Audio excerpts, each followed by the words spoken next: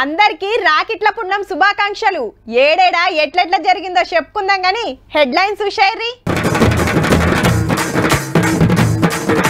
దంచి కొడుతున్న వానలు, రోడ్ల మీద మస్తు తిప్పలు.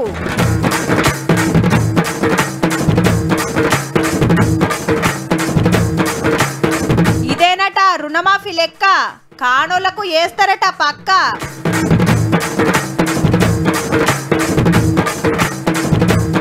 దసరాకు 2 స్కీములు షురు, సర్వేల సీఎం సారు జోరు.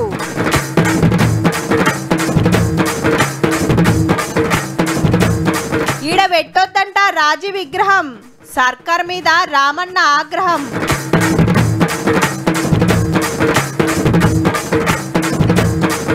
సంబురంగా రాఖీల పండుగ.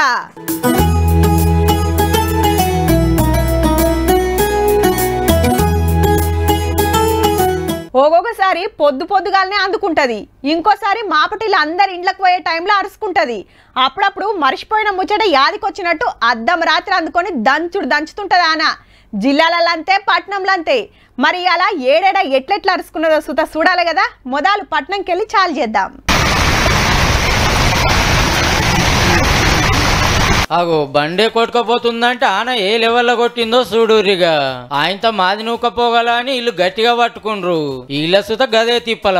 అయ్యో ఆటో కొట్టుకొస్తుంది పో. అరే తోపుడు బండి. హైదరాబాద్ కృష్ణానగర్ లో పగటీల ఆన దంచుతే గిది పరిస్థితి. షేక్పేటను షేక్ చేసింది. కార్లు ఆటోలు సగం బడ మునిగినాయి రోడ్ల మీదనే. మెహదీపట్నంలో మూత మోగిస్తే సడకులు కాలువలైనాయి. ఆనెల్సినాక ట్రాఫిక్ తిప్పల. ముత్యమంత దూరానికి మస్తు సేపు పట్టింది. ఫ్లైఓవర్ల మీద అంబానినట్టే అయిందనుకో రాదుర్రి. Banjara Hills, Jubilee Hills, Film Nagar, Begumpet, Ameerpet, Panjagutta, Khairatabad, Himayat Nagar, Basheerbagh, Attapur, Secunderabad, Nampally, Quthbullapur లో సంపుడు చంపే వరకు సుక్కలు అవుపడ్డాయి పబ్లిక్. రేకల పండుగ అమ్మగారింటికి పోయేటోళ్లకు మస్తు తిప్పలైంది. ఆనలు ట్రాఫిక్ జాములు చేయబట్టికే. హైదరాబాద్ లోనే కాదు కొన్ని జిల్లాల సుత గట్టిగానే పడ్డది. నిజామాబాద్ లో రైల్వే కమాన్ కాడ ఒక్కపారే వరద పెరిగితే ఆర్టీసీ బస్సు చిక్కబడ్డది. పోలీసులు పబ్లిక్ తిప్పలబడి మొత్తానికైతే బయటికి గుంజేసిండ్రు.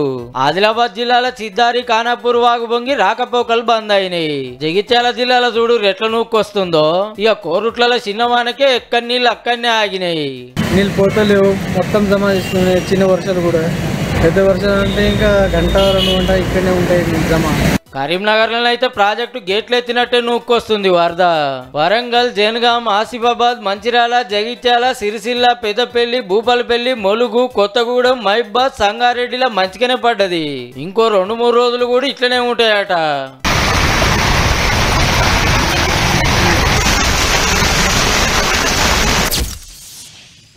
రచ్చబండల కాడ, కచ్చిర్ల కాడ, పాల సెంటర్ల కాడ, కమ్యూనిటీ హాల్ల కాడ, గ్రామ పంచాయతీ కాడ, బర్లు మేపే కాడ, గొర్రెలు కాసే కాడ, నాట్లేసే కాడ, నలుగురు కలిసే కాడ తప్పకుండా వెళ్తున్న ముచ్చట ఏందంటే, నీకు లోన్ మాఫ్ అయిందా, మాకు గింత అయింది, మీకు ఎంత అయింది, ఎప్పుడైంది, మళ్ళా తీసుకున్నావా అని అడుగుతున్నారు ఒకళ్ళు.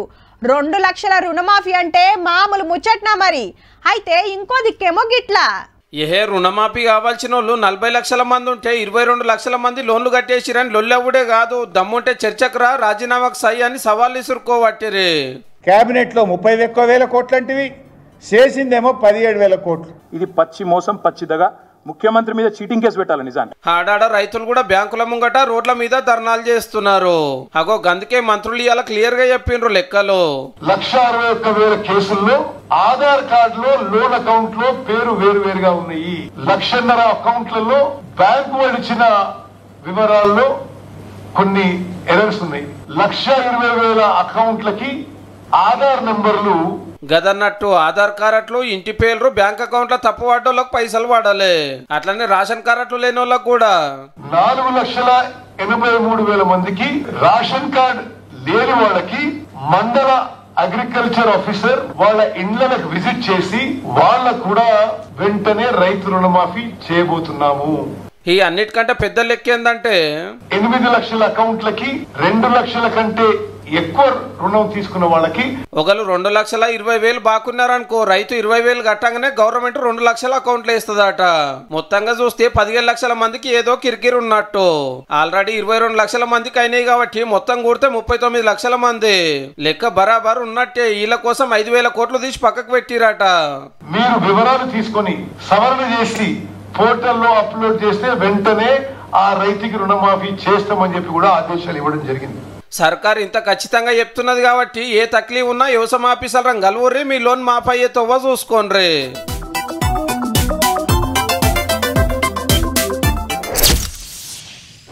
హైదరాబాద్ సచివాలయం ముందు రాజీవ్ గాంధీ విగ్రహాన్ని పెట్టడాన్ని తప్పుపడుతోంది భారత రాష్ట్ర సమితి. తెలంగాణకు రాజీవ్ గాంధీకి ఏం సంబంధమని ఆ పార్టీ వర్కింగ్ ప్రెసిడెంట్ కేటీఆర్ ప్రశ్నించారు. ఆ స్థలంలో తెలంగాణ తల్లి విగ్రహం పెట్టాలని డిమాండ్ చేశారు ఆయన. తమ పార్టీ అధికారంలోకి రాగానే ఈ పని చేసి తీరుతామన్నారు. సచివాలయం ముంగట రాజీవ్ గాంధీ విగ్రహం రెడీ అయ్యింది. రేపు సార్ జయంతి ఉన్నది కానీ ఓపెనింగ్ ఎన్నడో నిగ్రహం కాలేదు. ఇంకా సోనియా గాంధీ మేడము రాహుల్ గాంధీ సార్ వచ్చినాడే గా కార్యం ఉండొచ్చట.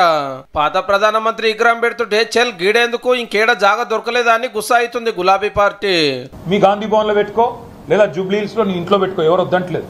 4 ఏళ్లలో మళ్ళీ కేసీఆర్ గారి నాయకత్వంలో తిరిగి తెలంగాణలో ప్రభుత్వం కూడా మనదే ఏర్పడుతుంది. తప్పకుండా రాజీవ్ గాంధీ గారి విగ్రహాన్ని అక్కడి నుంచి సకల మర్యాదలతో తొలగిస్తాం. అక్కడ మాత్రం ఖచ్చితంగా తెలంగాణ తల్లి విగ్రహాన్ని పెడతాం. మరి అందరు వద్దంటున్నా మాత్రం ఇంత పెద్ద సచివాలయం కట్టించిరు. అమర్ల ఫోటోలు పేర్లు లేకుండా ఆంధ్ర కాంట్రాక్టర్ తోటి బంగ్లా కట్టించిరు కానీ తెలంగాణ తల్లి విగ్రహం ఎందుకు పెట్టలేదు? జాగా దొరకకుండా వచ్చునా, పైసలు లేకుండా వచ్చునా? 10 ఏళ్ళు వెళ్ళినా ట్యాంక్ బండి మీద ఒక్కలంటే ఒక్క తెలంగాణ పెద్ద మనిషి బొమ్మలు ఎందుకు పెట్టలేదో కూడా చెప్తే బాగుంటదేమో రామన్న.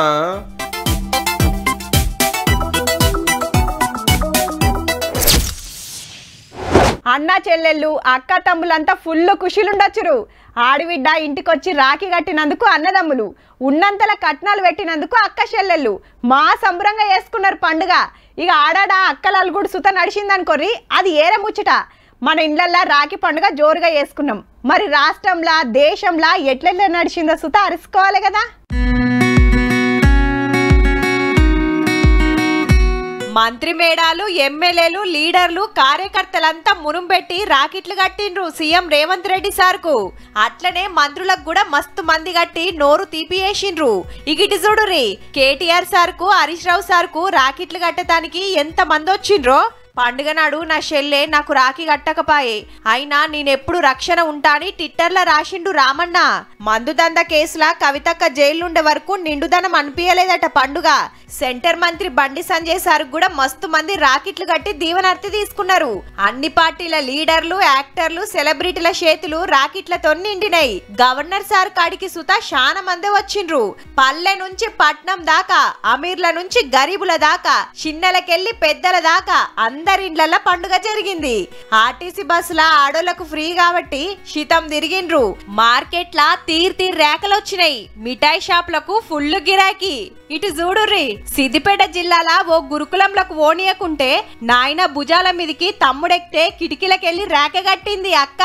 భూపాలపల్లి జిల్లా గుడాడ్పల్లిలా అచ్చం రాకెట్ల లెక్కుండే కృష్ణకమలం పూలు కడతారు అక్కలు. ఇటు చూడుర్రి, ప్రధానమంత్రి మోడీ సార్కు కట్టేతానికి ఎంత మంది వచ్చిండ్రో. ఎవ్వళ్ళను నారాజ్ చేయలే సార్సుత. రాష్ట్రపతి ముర్ము మేడం రాకెట్ల పండుగకు అన్ని రాష్ట్రాల నుంచి గవర్నమెంట్ స్కూల్ పోరాలను పిలుచుకున్నది.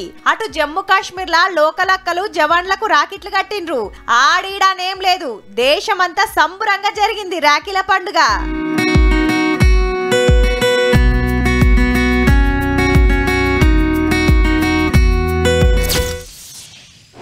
అవు బిడ్డ, రుణమాఫ్ అయింది గాని గా రైతు భరోసా పైసలు వాడకపాయే, ఈ పాటికే వాడేది ఉండే, గిట్ల లాపరవ వేస్తుర్రెందుకో అని ఒగలు. లేట్ అయ్యే పెద్ద సంబలం తీసేయాలబ్బా, ఉన్నోనికి లేనోనికి అందరికి ఇస్తే ఎట్లా అని ఇంకొకలు. ప్రతిపక్షాలు సుతా ఇదే అడగబట్టే.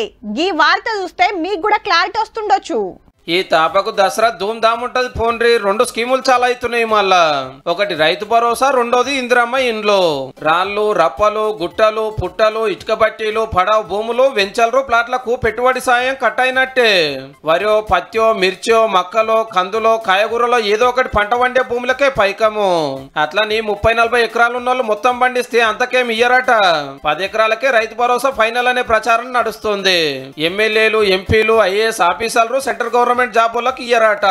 చల్లగా ఏసీ ఆఫీస్ లో ఊకొని గరం గరం ఛాయ్ సపరించుకుంటే సర్కారు వాళ్ళు ఏమి ఇట్లా డిసైడ్ చేయలేదు. మంత్రులు జిల్లా జిల్లా తిరిగి రైతులు, రైతు సంఘాలు, ప్రొఫెసర్లు, మేధావులతోటి మాట్లాడి ఒక రిపోర్టు తయారు చేసిండ్రు. ఓ పారి ప్రతిపక్షాల సలహాలు కూడా అడిగి ఎకరానికి 7,500 ఇస్తారు పంటకు. ఇప్పుడు 5,000 వేసినప్పుడల్లా 7,000 కోట్లు రైతుల అకౌంట్ లో వాడి టింగు టింగుమని ఫోన్లు మోగుతాయి. ఇక ఇందిరమ్మ ఇండ్లు నియోజకవర్గానికి 3,500 లెక్కెంబట్టి 4,50,000 ఇండ్లు కట్టియాలని ఫిక్స్ అయింది గవర్నమెంట్. జాగున్నోళ్ళు కట్టుకుంటానికి 5 లక్షల సాయము, లేనోళ్ళకి జాగా 5 లక్షలు. ఆల్రెడీ ఈ స్కీమ్ సురువైంది. ప్రజాపాలనలో 55 లక్షల అప్లికేషన్లు వచ్చినాయంటే చూడండిగా. అయితే సెంట్రల్ గవర్నమెంట్ వాళ్ళని 7-9 లక్షలు ఇండ్లు ఇవ్వాలని కోరింది మన గవర్నమెంట్.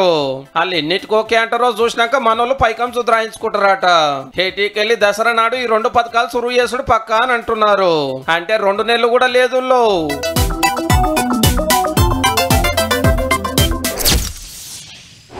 ఇక రైతులకు ఆఫీసర్ల చుట్టూ తిరిగే తిప్పలు తీరినట్టు, పట్టాలన్నీ పక్కాగా ఉన్నట్టు, కబ్జాలే జరిగాయన్నట్టు, రెవెన్యూ ఆఫీసర్లకు పనే ఉండదన్నట్టు, భూముల కిరికిరిలే మాయమైనట్టు, ధరణి తెచ్చిన కొత్తలా బీఆర్ఎస్ పార్టీలు ర్యాలీలు, సంబరాలు, పాలాభిషేకాలు, రప్ప చట్టాలు మారుస్తే ఆటెన్క సుక్కలగబడ్డాయి పబ్లిక్ కు. ఇప్పుడు ఈ ముచ్చట ఎందుకంటే వీళ్ళంతా రెవెన్యూ ఆఫీసర్లు. భూములు, పట్టాలు, పౌతి, సర్వే నెంబర్లు, రిజిస్ట్రేషన్లు, మ్యూటేషన్, మంచి చెడ్డలు మొత్తం తెలిసిన వాళ్ళు. అందరినీ తిప్పలు పెడుతున్న ధరణిని తీసేసి కొత్త రెవెన్యూ చట్టం తెస్తుంది కదా సర్కారు. దానికి మనోళ్ళ సలహాలు అడిగినరు అన్నట్టు. మాకు ఇప్పుడు ఏ పని, ఒక ఆయన వచ్చి ఖరాబు చేస్తాడు, ఒక ఆయన మళ్ళీ మేము వచ్చి బాగు చేసుకోవాలా. తండ్రి చనిపోతే కొడుకు పేరు మీద మార్చడానికి 2,500 గవర్నమెంట్ చలాన్ కడితేనే అక్కడ అది జనరేట్ అవుతుంది. ఏం న్యాయం ఇది? రెవెన్యూ శాఖలో సార్ VROలను తీసేసిన తర్వాత సార్ తహసీల్దార్ అంటేనే సైన్యం లేని సైన్యాధ్యక్షుడు అయింది సార్. రూల్స్ మొన్న ధరణి వచ్చిన తర్వాత రూల్సే లేవు దానికి. సో యాక్ట్ అసెంబ్లీలో పాస్ అయ్యి గెజిట్ అయిన ఏమన్నా ఇమీడియట్లీ రూల్స్ ఫ్రేమ్ చేయాలి. ఎట్లా చేస్తే బాగుంటది, ఏం చేస్తే బాగుంటది, ధరణి జాగలో ఏం ఉండాలనేది మంచి సలహాలు ఇచ్చిండ్రు సీనియర్ ఆఫీసర్లు. ధరణి తెచ్చిన్నాడో VROలను తీసేసినాడో మమ్మల్ని ఏం అడగలేదు, మాత్రం ఆగమాగం చేసిండ్రు అనుకొచ్చిండ్రు. మా కడుపులో ఎంత బాధ ఉన్నా కూడా మేము బాత్రూంలోనే చెప్పుకోవాలి, లేకుంటే మమ్మల్ని కట్టుకున్న భార్య ముందరన్నా బాధపడాలి. ఇది మా పరిస్థితి సార్. అప్పుడు చట్టం ప్రభుత్వం తన కోసం తనే చేసుకుంది. ఇప్పుడు ఈ ప్రభుత్వం చట్టం ప్రజల కోసం చేస్తూ అందరితో మాట్లాడి ఎట్లయితే తిప్పలు లేకుంటుంటుందో గట్ల చేస్తామన్నాడు మంత్రి పొంగులేటి సారు. ఒక రోజు లేట్ కావచ్చు, కానీ ఒకసారి నిర్ణయం తీసుకుంటే ప్రజల హర్షించదగ్గ నిర్ణయమే ఈ ప్రభుత్వం తీసుకోబోతుంది. కాంగ్రెస్ గవర్నమెంట్ వేస్ట్, ఏలుబడి గురించి వాళ్ళకి తెలియదు, పబ్లిక్ ఏం కావాలనో అసలే ఏర్కలే, అంత ఆగమాగం చేస్తుర్రు, ఏది పట్టించుకుంటలేరు అని దినాం ప్రతిపక్షాలనే మాట. లేలే ఎవరికేం కావాలనో పక్కా చేస్తున్నాం, ఇప్పుడిప్పుడేనాయే 4 వద్దులైతే మా రువ్వడేందో చూద్దుర్తీ అని సర్కారోళ్ళు.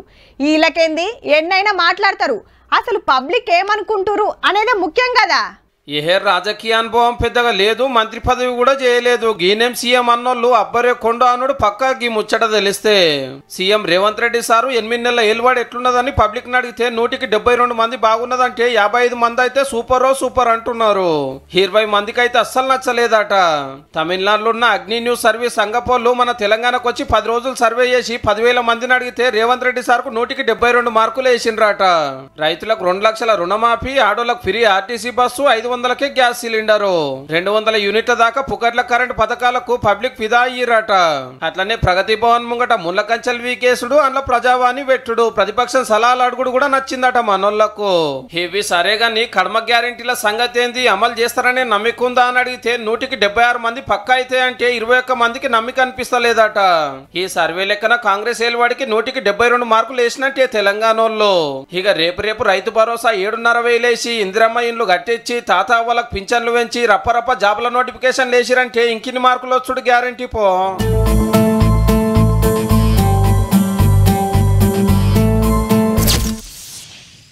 మీకు తెలుసో లేదో తెలంగాణలో ఎలక్షన్ జరగబోతుంది. అది సుత ఎంపీ సీటు కోసం ఇలా నామినేషన్ల కార్యం సుత షురైందుల్లో ఫస్ట్ నాడైతే ఒక్కలే వేసిండ్రు. అవునా, ఏ నియోజకవర్గంలా ఇప్పుడు ఎలక్షన్ ఏంది, ఏ పార్టీ తరపున ఎవరు నిలబడతాండ్రు అని డౌట్ల మీద డౌట్లు వస్తున్నాయిలే, చూడరు మరి. Right. Abhishek Singhvi sir nomination వేసిండు. సీఎం సారు మంత్రులు ఎమ్మెల్యేలంతా ఇంటరాంగా అసెంబ్లీకి వచ్చి కాగితాలు సమర్పించిండు రాజ్యసభ ఎంపీగా పోటీ చేస్తున్నట్టు. సారథి ఏరే రాష్ట్రంగాని తెలంగాణకెళ్లి పార్లమెంట్ కు పంపాలని డిసైడ్ చేసింది హైకమాండ్. మొన్న కేకేసార్ కార్ దిగేటప్పుడు ఎంపీ పదవికి కూడా రాజీనామా చేసే కదా. గా సీట్ కు దేశమంతా ఇంకో 11 సీట్లకు 3 తారీఖు నాడు ఓట్లు. అట్లని పబ్లిక్ ఓటేసేది కాదు, ఎమ్మెల్యేలు మాత్రమే ఏల్కింకు రుద్దుకోవాలి. అసెంబ్లీలో బలగం చూస్తే కాంగ్రెస్ పార్టీ అల్కగా గెలుస్తుంది. ఆల్రెడీ సిఎల్పి మీటింగ్ పెట్టి గంప గుత్తగేయాలని ఫిక్స్ అయ్యారు. ఎమ్మెల్యేలు జంపు కాకుంటే బీఆర్ఎస్ కూడా జరంత ఛాన్స్ ఉండే. ఇక బీజేపీకి ఉత్త 8 మందేనాయే. కాబట్టి అభిషేక్ సార్ ఎంపీ అవుడు పక్క. ఇప్పటికైతే సార్ ఒక్కడే నామినేషన్ వేసిండు. ఎల్లుండి ఆఖరి రోజు. 2 మాటల ఎంపీగా పనిచేసిన అనుభవం ఉన్నది సార్కు. నన్ను పార్లమెంట్ కు పంపితే తెలంగాణకు కావాల్సినవి బరాబర్ అడుగుతా అంటున్నాడు. చూడాలి మరి ఏకగ్రీవం అవుతుందో ఇంకా వలన పోటీకి వస్తే ఎమ్మెల్యేలు లైన్లో నిలబడవలసి వస్తుందో.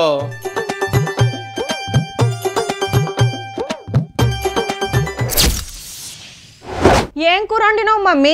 నీ అవ్వ రోజు పప్పు టమాటా లేకుంటే దొండకాయ క్యాబేజీ. ఏడ దొరుకుతాయి మమ్మీ అన్నీ? చల్ ఇవాళ ఎట్లయినా కౌసు కూర వండకుంటే చూడు. అసలే శ్రావణం, అండ్ల సోమవారం, షియ్య కూర అన్న ముచ్చట లేదు. తింటదేను లేకుంటే లేదు. ఇగో ఇట్లుంటది ఇండ్ల అమ్మలతోని పోరు. మరి ముక్కలేంది ముద్ద దిగదా మనోళ్లకు. గసొంటోళ్ళంతా మంచిగా నలగి ముచ్చట. ఆకుకూరని అద్దనద్దు, టమాటాని తీసేయద్దు, పప్పని పారిపోవద్దు, వంకాయని వేరు చేయొద్దు, బెండకాయని బెదిరిపోవద్దు, సోరకాయని సాలనద్దు, మునక్కాయని ముక్కిరవద్దు. కౌసు కాకుండా కూరగాయల భోజనమే చేయాలి. లేదు ముక్క లేకుంటే ముద్ద దిగదని తుణుకల కూరకు ఎగబడద్దటుల్లో. ఎందుకంటే సీఎల్ గంకటోళ్ళ కంటే కూరగాయలు తినటోళ్ళకే పానం అల్కగా ఉంటది, రంది లేకుంటూ ఉంటారు. మేం కాదుల్లో. హైదరాబాద్ సెంట్రల్ యూనివర్సిటీ సార్లు 40 ఏళ్లు దాటిన 304 మందిని సర్వే చేసి చెప్పిండ్రు.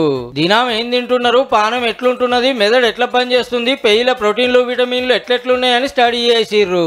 ఆకుకూరలు కూరగాయలు పప్పులు తింటే పానం బాగుండి బీమార్లకు దూరం ఉంటారని తేలిందట. అంతేకాదు చెప్పిన ముసలోళ్ళు కూడా గారట. మరి మనోళ్ళు ఎవరిని అడిగినరో ఎసొంటోళ్ళని అడిగినరో గాని తుణకల కూర తింటేనే పెయ్యికి తాకతని వెనకటికెళ్ళున్నమాట. పబ్లిక్ సుతా కౌసునే బగ్గ కాయస్ చేస్తారు. ఏ లెక్కలు తీసినా నాన్ వెజ్ భోజన పోలు పెరుగుతుండ్రని రావట్టే. కానీ మనోళ్ళేమో గిట్లనబట్టి మీరేం తినాలనో ఏం తినద్దో చెప్పే పని మాదైతే కాదు. ఇది కూడా వార్త కాబట్టి చూపిస్తాం, మీ ఇష్టం. ఇక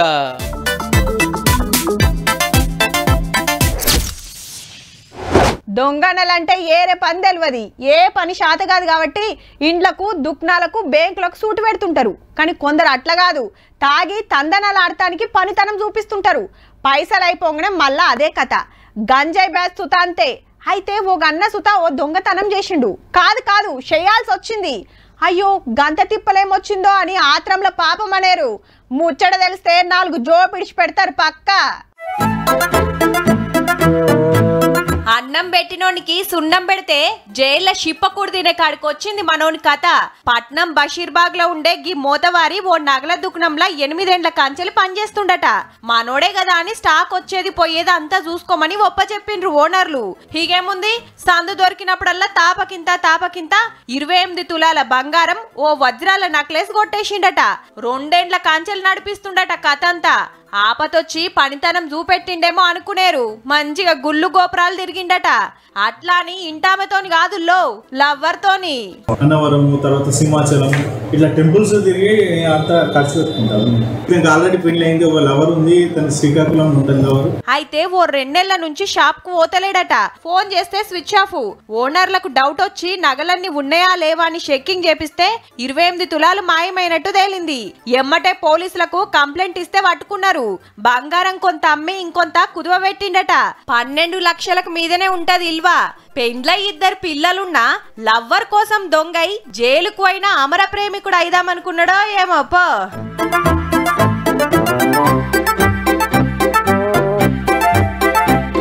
చూసిండ్రు కదా. ఇక ఇవ్వుల్లా ఇయాల్టి తీన్మార్ ముచ్చట్లు ఉంటామల్లా. నమస్తే.